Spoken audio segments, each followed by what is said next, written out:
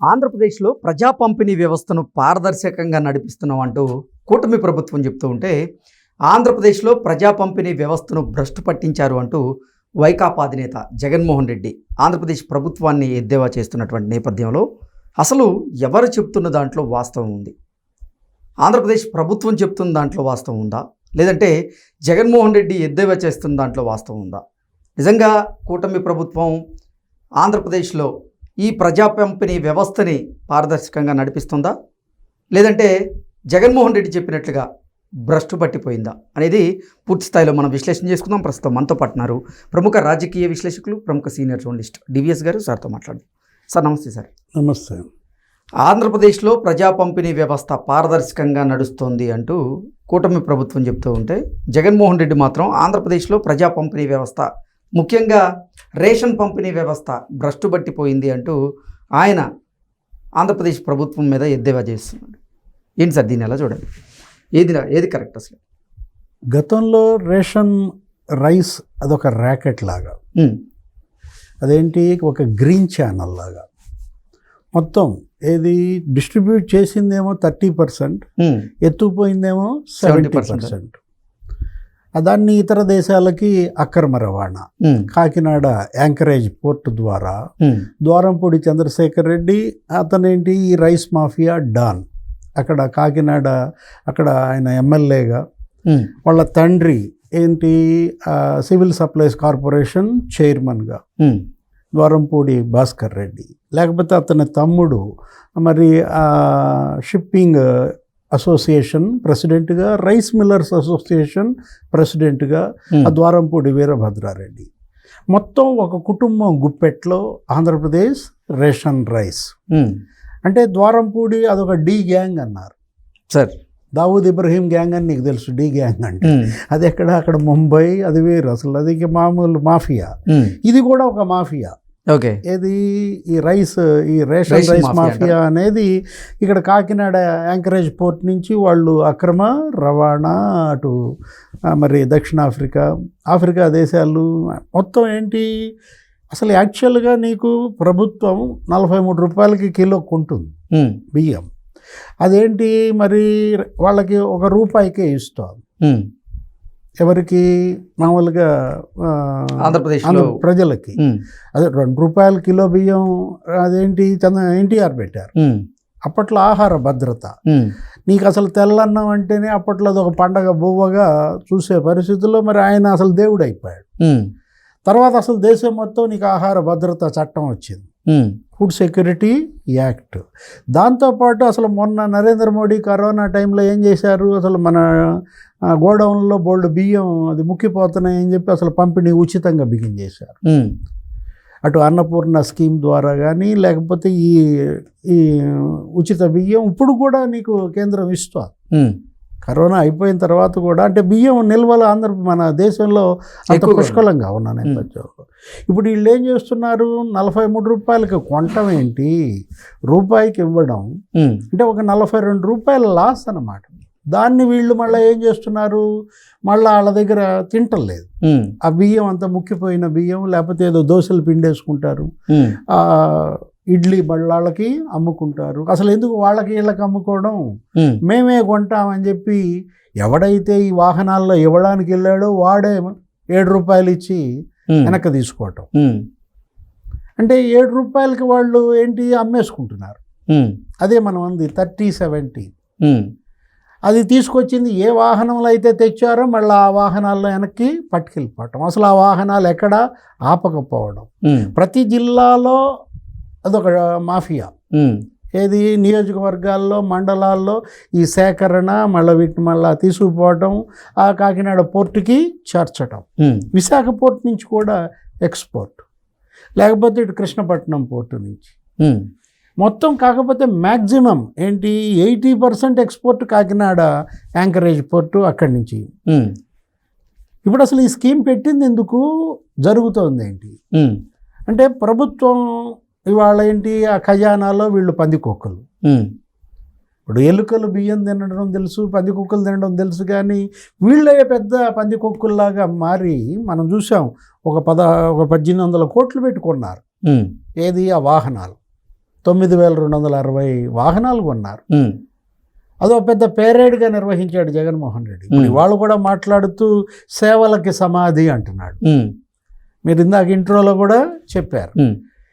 గతంలో ఉన్నటువంటి ఈ రేషన్ డిపోల వ్యవస్థని జగన్మోహన్ రెడ్డి ఏం చేశాడు? రద్దు చేశాడు.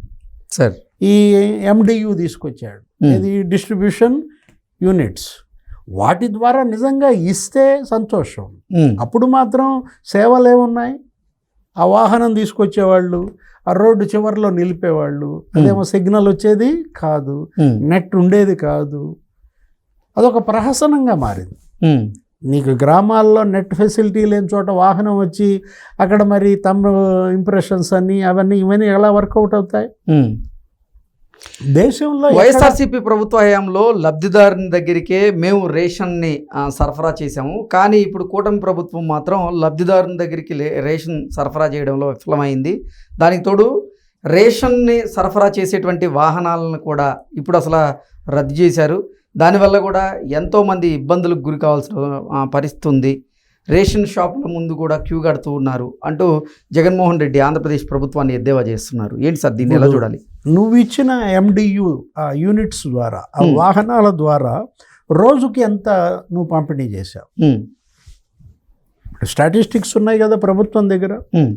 ఇప్పుడు ఒక సంవత్సరం నువ్వు 11 లక్షల టన్నులు ఇచ్చావు. ఏది ఇప్పుడు జూన్ 1వ తారీఖు, జూన్ 1వ తారీఖు మీరు తీసుకుంటే గత సంవత్సరాల లిస్ట్ కనుక బయటికి తీస్తే మొదటి రోజు నువ్వు ఇచ్చింది 11 లక్షల టన్నులు ఒక సంవత్సరం. అసలు ఆ తర్వాత సంవత్సరాల్లో అయితే మరీ అన్యాయం, 6 లక్షల టన్నులు జూన్ 1వ తారీఖు. అదే మరి ఇవాళ మనం చూసాం ఏంటి, 18 లక్షల టన్నులు, 16 లక్షల టన్నులు ఇచ్చారు. తొలి రోజే అసలు మొదట నీకు 4 గంటల్లోనే 8 లక్షల టన్నులు డిస్ట్రిబ్యూషన్ జరిగింది. అంటే ఏది ఇవాళ స్పీడ్ డెలివరీ. దీనికోసం నువ్వు 1800 కోట్లు దండగ చేశావు. ఇప్పుడు ఆ 1800 కోట్లు ఏంటి? అదేమంటే జగన్మోహన్ రెడ్డి ఏమంటాడు, ఇప్పుడు ఆ డ్రైవర్లందరినీ నిరుద్యోగులుగా మార్చారు అంటాడు. ఇప్పుడు ఆ డ్రైవర్లు నువ్వు నిరుద్యోగులుగా మార్చారని నువ్వు అంటుంటే చంద్రబాబు ప్రభుత్వం ఏమంటోంది, వాహన యజమానులుగా చేశామంటోంది. ఆ MDU ఆ వాహనం అతనికే సొంతం. ఎవరికి? ఆ డ్రైవర్కి అతనికి ఇచ్చేస్తున్నారు. దాని మీద ఉన్న బ్యాంక్ లోను అది ప్రభుత్వమే కడుతుందంట. అంటే ఏంటి, 200 కోట్లు ఏమో ఉంది. ఆ 200 కోట్లు బ్యాంకు రుణం ప్రభుత్వమే చెల్లించి ఆ డ్రైవర్నే ఆ వాహనాన్ని యజమానిగా చేస్తుంటే ఇంకా నీకు ఉద్యోగం పోయేది ఎక్కడ? ఉద్యోగం పోయిందే అనుకుందాం, నువ్వు పోగొట్టావుగా ఉద్యోగాలు, ఆ డీలర్ల ఉద్యోగాలు. గతంలో ఉన్నటువంటి ఆ డీలర్ వ్యవస్థ అసలు దేశంలో ప్రతి రాష్ట్రంలో ఉన్నది ఎలా జరుగుతుంది? అన్ని రాష్ట్రాల్లో డిపోల ద్వారా, రేషన్ డిపోల ద్వారా రేషన్ పంపిణీ జరిగితే నువ్వెందుకు మార్చావు ఆంధ్రప్రదేశ్లో? దీన్ని ఒక సంస్కరణ అన్నావు. సంస్కరణ అంటే ప్రజలకు మేలు చేసేటట్టుగా ఉండాలా, కీడు చేసేటట్టు ఉండాలా? 30% రేషన్ ఇచ్చి 70% ఎత్తుపోయేది సంస్కరణ. 20,000 కోట్ల స్కామ్ అంట. ఏది, జగన్మోహన్ రెడ్డి 5 ఏళ్లలో రేషన్ మాఫియా 20,000 కోట్ల విలువైన బియ్యాన్ని ఇతర దేశాలకి అక్రమ రవాణా చేసిందని, 100,000 కోట్లకి పడగలెత్తారని, ఇప్పుడు ఈ గెలిచిన ఈ కూటమి ఎమ్మెల్యేలను కూడా వీళ్ళు ప్రలోభాలకి గురి చేస్తున్నారని, మేము మామూళ్ళు ఇస్తాం, మీరు మమ్మల్ని వదిలేసేయండి, మేము ఈ బియ్యం మళ్ళీ ఎక్స్పోర్ట్ చేసుకుంటామంటూ వీళ్లతో కూడా బేరసారాలు చేస్తున్నారంటే ఏది సేవ, ఏది దోపిడీ? ఇది ప్రజల్లో ఇవాళ చర్చ. జగన్మోహన్ రెడ్డి ఏమంటాడు, తన దోపిడీనే సేవ అంటాడు. అంటే ప్రజా పంపిణీ వ్యవస్థని పారదర్శకంగా నడిపిస్తుంది ఇప్పుడు కూటమి ప్రభుత్వం, లేదంటే గతంలో వైఎస్ఆర్సీపీ ప్రభుత్వం? అది ప్రజలు డిసైడ్ చేయాలి. ఇప్పుడు మనం ఏంటంటే మనం మాట్లాడటం కన్నా కూడా ఇవాళ దీనిపైన ప్రజాభిప్రాయ సేకరణ చేయండి.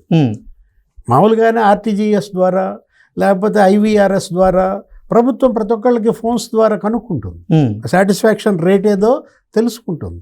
వాళ్ళే చెప్తారు సార్. ఏది ఇంకా ఒక వారం 10 రోజుల్లో ప్రజల నుంచే అభిప్రాయం వస్తుంది. మీకు గతంలో MDU వాహనాల ద్వారా పంపిణీ బాగుందా, లేదు ఈ డిపోల ద్వారా బాగుందా? ఇప్పుడు ఇక్కడ ఇష్యూ ఏంటంటే, ఇప్పుడు దివ్యాంగులు, సార్. వృద్ధులు వాళ్ళు రావసరం లేదు, వాళ్ళకు మాత్రం ఇంటి దగ్గరే ఇస్తున్నారు. ఎవరైతే రాగలరో వాళ్ళు వచ్చి ఆ డిపోలో తీసుకువెళ్తారు. అక్కడ ప్రతి రేషన్ డిపోలో సీసీ కెమెరాలు పెట్టారు. ప్రతి రేషన్ డిపోలో ఫిర్యాదులు చేయడానికి ఆ క్యూఆర్ స్కాన్, ఆ కోడ్ కూడా పెట్టారు. తనకు అందలేదనుకో అక్కడ ఫిర్యాదు చేయొచ్చు. అసలు ఇంకొకటి, నువ్వు ఏ డిపో అయినా తీసుకోవచ్చు. నీ కార్డు ఇక్కడ ఉన్నప్పటికీ ఈ డిపోలోనే తీసుకోవాలని లేదు. నువ్వు వేరే ఊళ్ళో ఉండొచ్చు, పని కోసం ఇంకో చోట ఇంకో గ్రామానికి వలసపోవచ్చు. అక్కడైనా సరే నీకు వాళ్ళు బియ్యం ఇచ్చే సౌలభ్యం కల్పించినప్పుడు ఇక్కడ ప్రజలు చర్చిస్తున్నారు. మనకి అంతిమ లక్ష్యం ఏంటి? లబ్ధిదారుకి ప్రభుత్వ ఫలితం చేరాలి.